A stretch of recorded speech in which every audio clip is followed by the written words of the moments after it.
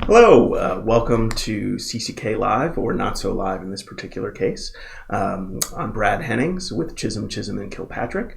I'm joined by Jordan Code and Nicholas Briggs, and we're going to be talking a little bit about how to reopen your VA claim. The focus of most of this is going to be on what we call the legacy appeals that are pending at the VA.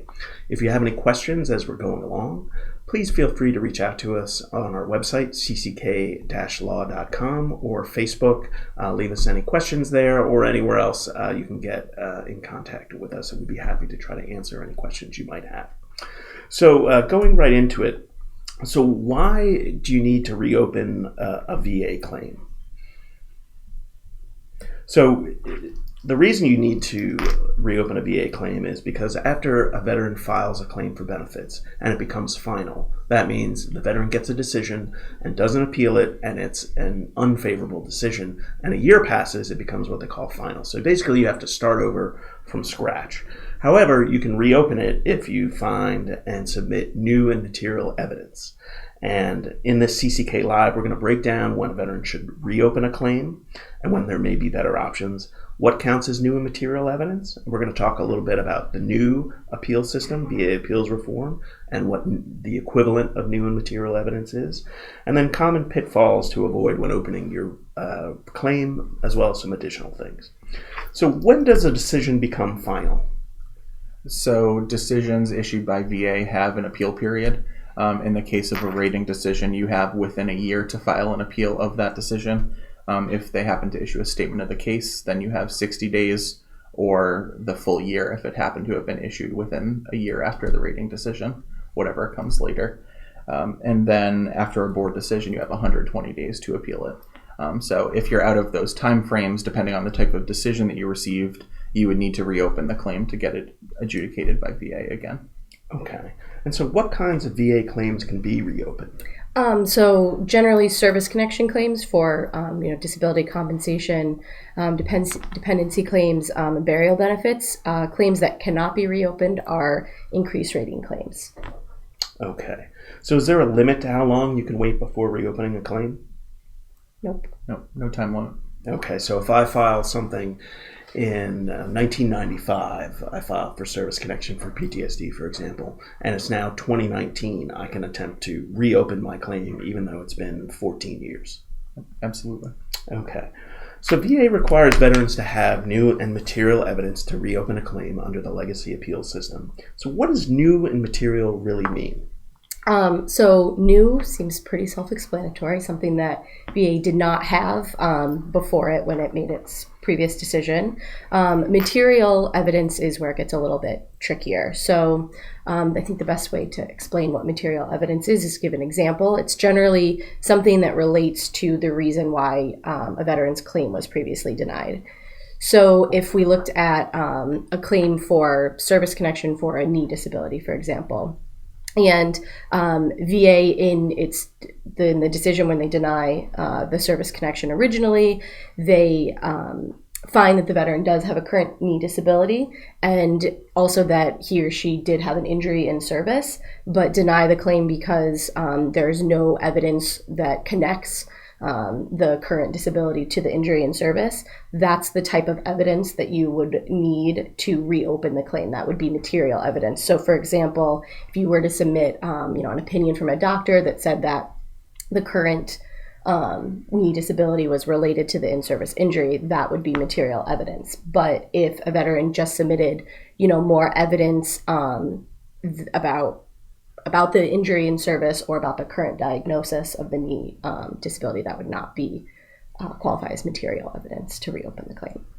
Okay.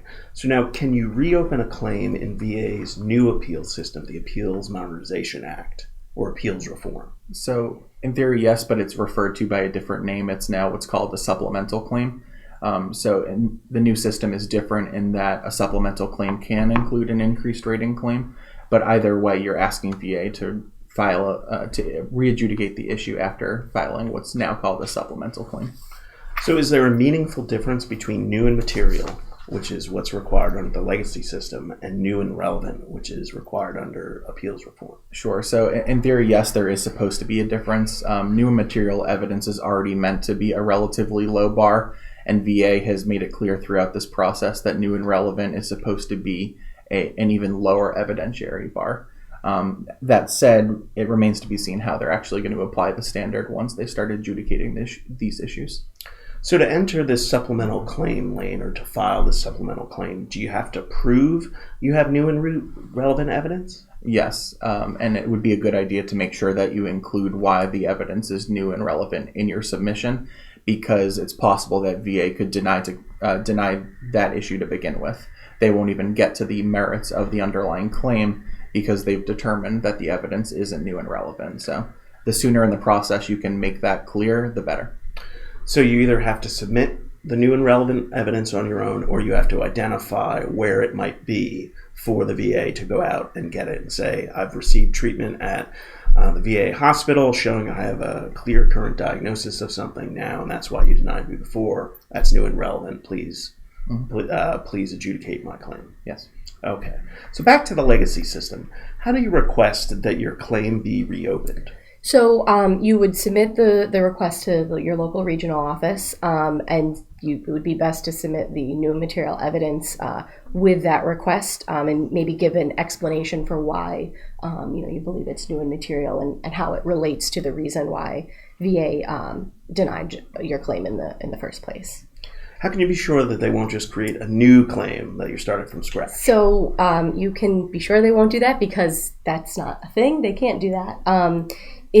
If you have a final decision on a service connection claim, you can't just file a new claim. You have to have new and material evidence to reopen that claim. Okay. Now, who exactly is deciding whether evidence is new and material at the VA when they're making these decisions? Sure. So it could be a VA rating officer. If you happen to file an NOD and request DRO consideration of the issue, the decision review officer is going to do it, but it's always going to be the regional office making that determination in the first instance. So it's always going to be some kind of adjudicator at the VA. It's not going to be the regional office director or the Secretary of Veterans Affairs making those decisions. No. Okay. So what can you, or what should you do if the VA wrongly does not consider the evidence you submit that's new and material? Can you appeal that determination? Yep. Yeah, you can appeal it just in the same way that you would appeal, any other denial from the RO, submitting a notice of disagreement and following through the process with that. So a notice of disagreement, and then if they continue the denial, the VA will issue a statement of the case. Then you could submit a substantive appeal or a Form 9 and appeal that on up to the board.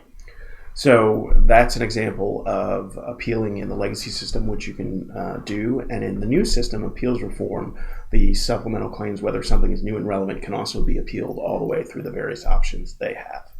So let's talk a little bit about the evidence. Does the type of evidence you submit matter, Nick? It doesn't matter necessarily. They're going to need to consider it one way or the other. Obviously, you still want to demonstrate that it's new and material.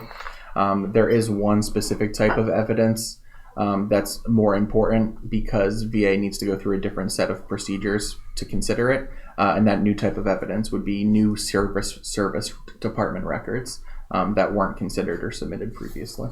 So I think we're going to get into that in a little bit, but that's a great point. Generally, it doesn't matter what the evidence is if it's new and material. It can be a lay statement. It could be a statement from a friend or a relative. It could be a medical treatment record. It could be a medical nexus opinion. It doesn't have to be just one kind of evidence. It could be any number of things as long as it's new and material to the underlying claim that you previously had denied. So let's talk about what's the difference between reopening a VA claim and just submitting a new one. So again, if you are trying to get service connection for a disability and VA has previously denied that, and that's a final decision, you can't file a new claim for service connection for that disability. You have to file a claim to reopen. In the case of an increased rating claim, then it's the opposite. So you cannot file a claim to reopen that. You have to file a new claim to increase your rating. Great. So now what happens when you filed a claim for service connection for a particular disability and it's within a year of that rating decision. It's denied. It's within a year of that rating decision, and you come across additional evidence and you submit it to the VA. What happens at that point? Sure. So as long as it's within that 1 year of the initial rating decision, VA is required to issue a new decision considering the evidence, regardless of whether it speaks to the underlying issue. So this is what many veterans think of as reconsideration at the regional office level. But just to explain, there is nothing in the regulations or the statute that contemplates reconsideration at the regional office level. Rather, what it is, it's under 38 CFR 3.156B, which mandates when new material evidence, in this case additional evidence, has been submitted within a year of the rating decision, the VA is obligated to re-adjudicate or take another look at it. So are there any reasons a veteran might not want to reopen a previous claim? The biggest reason is that it has the potential to jeopardize certain benefits that they're already receiving. So you might imagine a scenario where a veteran already has a total disability rating and permanent and total status because their disabilities aren't likely to improve. But if they file a claim for a new condition, VA is most likely going to schedule them for a new exam. And if they discover improvement in the conditions that resulted in the permanent and total status, you might be putting that benefit at risk. So it's a case of there are times where you want to be a little strategic in your filing. And we always like to point out that before you do anything on your VA claims, please talk to someone who might be knowledgeable about the VA system, because it can be very complex, be it a veteran service organization officer, a VA accredited agent, or a VA accredited attorney to help you make some of these decisions, because it can be very important to your underlying benefits. So let's talk a little bit about, there's been a recent case in the U.S. Court of Appeals for the Federal Circuit called Procopio. And what that did was it expanded the definition of who is a Vietnam veteran for the purposes of exposure to herbicide agents, Agent Orange. And it's now including a number of thousands of blue water, what they call blue water Navy veterans who served on ships about up to 12 miles off the coast of Vietnam. So should these blue water veterans who previously filed a claim for benefits based off of Agent Orange exposure, should they now file to reopen the claim? So I think, I think it depends on the specific instances of each case, but I think that our general feeling would be yes, though that case just came out and it's very new, so we still don't know exactly how what VA is going to do or how those types of claims are going to be processed going forward. So it's still a little bit of an unknown in that respect. And I think that's a great point. So I think our encouragement would be, if you've had those claims and they've been previously denied, please go ahead. We would suggest consider filing them again. As to how VA is going to handle that, that remains to be seen. And there's a lot of thorny issues. We'll talk about a few of them related to the effective dates of benefits, whether it'll go back to original claims or some other time. But the best way to protect yourself is, if you've already filed a Blue Water Navy veteran claim previously, refile it, file to reopen, and say, hey, listen, I'm now covered under this, because that will at least get your marker down and will get VA start to work on it. When you reopen a claim, when will your effective date be in most cases? Most commonly, it's going to be the date you filed the new claim to reopen. So it won't go back to your original claim. So if I filed in 1995 and then I file again in 2019, unfortunately, that's the other side of the final decision coin that we were talking about earlier. Once that decision's final, you can file the claim to reopen, but on the other side of the coin, you can't get that same effective date anymore, usually. So are there any exceptions to that rule? For instance, if you submit official service records, which we addressed before. Yeah, so as I mentioned before, if you happen to submit new service department records that weren't considered by VA previously, 38 CFR 3.156C, which is another aspect of the regulation we were talking about earlier, requires VA to go back and reconsider the original claim. So that would then go back to that 1995 claim we were talking about as an example. So if something in those records, for whatever reason, had never gotten to the VA, they had been lost, or you had a copy and they had been destroyed by the government, the other copies had been accidentally destroyed by the government, you find these in your attic, you submit them into VA, and they somehow have to do with your claim, then you could potentially get back to the 1995 original claim. Yeah, at the very least, it requires them to reconsider the original claim. There are still some additional steps from there to show that the merit for the grant would need to go back that far, but...